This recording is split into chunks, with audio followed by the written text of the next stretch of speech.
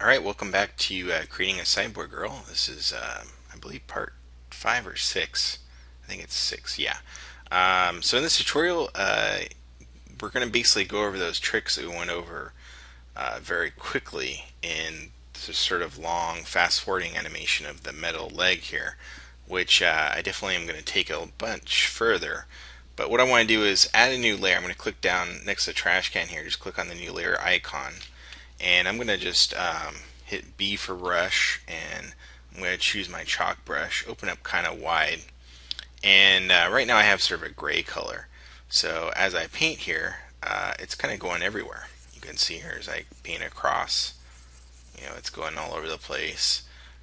Because the layer is above all the other layers, that's what happens. However, if it's clipped, it's going to basically essentially go down to this one layer, which is the white mask layer. If I hold Alt on this layer, you can see it by itself. This is basically what it is, all by itself. So let's do this. Let's click on this layer and hold Alt, and you'll see the symbol turn from the hand to this little arrow icon. And when I click, you'll notice, hey, what's going on here? The gray is now confined in that silhouette.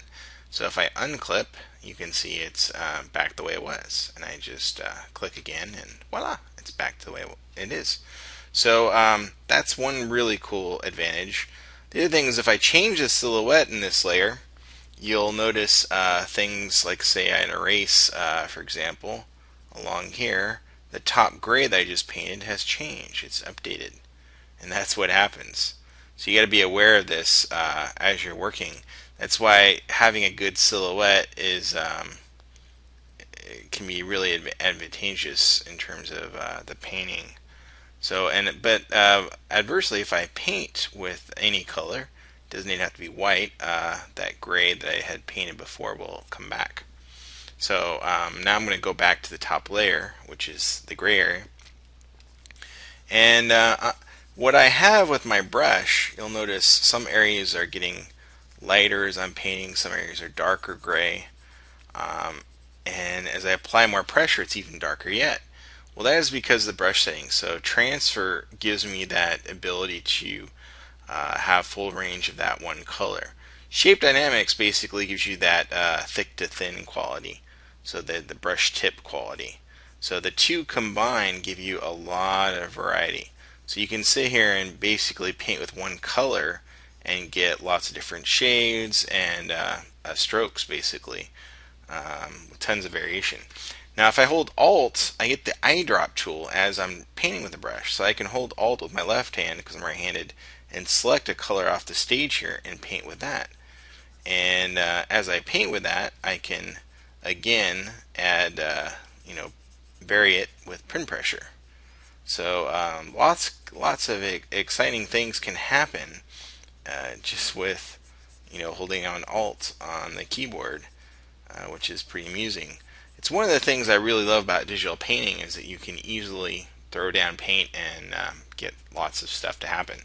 Now, the next thing I want to share with you is the textures. Let me show you that. So I'm going to go File, Open, and I have these metal textures.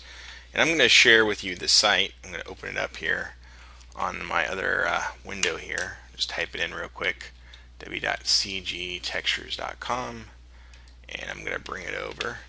And so you can see here, it's cgtextures.com, and they give you a limit. It's I forget exactly what the limit is, but if I click on, let's find metal here, you can see there's a ton of metal samples you can use, and you can use any of these textures for any professional work, which is really cool.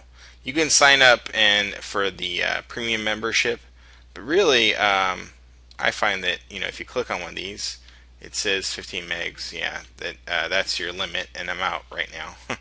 But what will happen is it'll say, oh, this will basically take 1.5 megs, so you can download it and choose the largest size.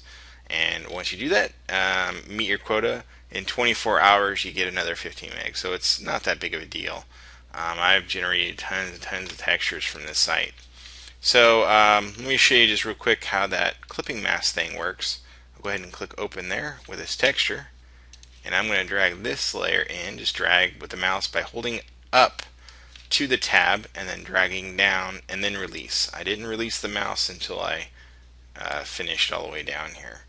So if I just place it over the hand here and hold Alt between the two layers, you'll see the texture has gone everywhere, which is not what I want. I just want it in this particular arm. So I'm going to add the layer mask, which is right here. Now I can add layer mask by clicking on the square circle and then use my brush and paint with black, and it will hide parts. So I'll show you how that works. So I'll increase the size of my brush here. As I paint with black, basically the texture goes away. If I hit the X key, which is the same as reversing black and white, as I paint with white, the texture comes back. So this is a layer mask. You're not erasing, you're just basically revealing or showing what you have in that particular layer.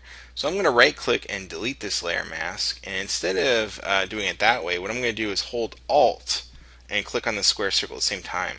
What that does is it provides a filled layer mask. So now as I paint in the areas that I want the texture to be applied, say in this arm here, I can just paint away and it will only go in the mechanical areas basically where I painted. Now right now it's kind of flat and not very interesting in terms of the way the texture looks. That is due to the blend mode. So here's the blend mode. Instead of normal, I can click in here and switch to overlay. Overlay is usually your go-to blend mode. You'll see here tends to work pretty well. Now you'll notice as we approach white here, the texture isn't showing up at all. So overlay has to be with gray values. Now I can switch to screen and you'll see it apply everywhere, but it's really light. And then of course multiply is another excellent blend mode. Now I can still keep this layer and I can drag it below the other one, and or actually have it the other way around, sorry. I can paint underneath it, and wherever I paint basically it'll help. I can select that gray there and bring in more gray, and essentially we'll see more of that texture show up basically. Alright, then I can just add new layers on top of that and keep painting. You can also adjust the opacity of the layer, so maybe it's a little strong, the texture, so you just drop the opacity here, however you like. But that's the basic process, adding the clipping mask and basically layering. You can see a bunch of these being stacked here. After a while, what I'll do is I'll start merging these layers. So what you do is I can hold Shift key and select all of them, or I can just click on one and then hold Shift key and maybe just merge these guys and just right click and go down to merge layers, and those will be merged. It'll give you the option of you want to merge the layers to the mask too, and usually I do that too. That's usually after I get to a certain point. This is still pretty much in the medium stage. I might still finesse with the leg a little bit more before I start doing that. But I tend to focus on the different parts, and then I'll merge it down and then start again with the next part. So that's sort of the tips and tricks for this tutorial in Photoshop CS6. We'll see you soon in the next tutorial. Ciao.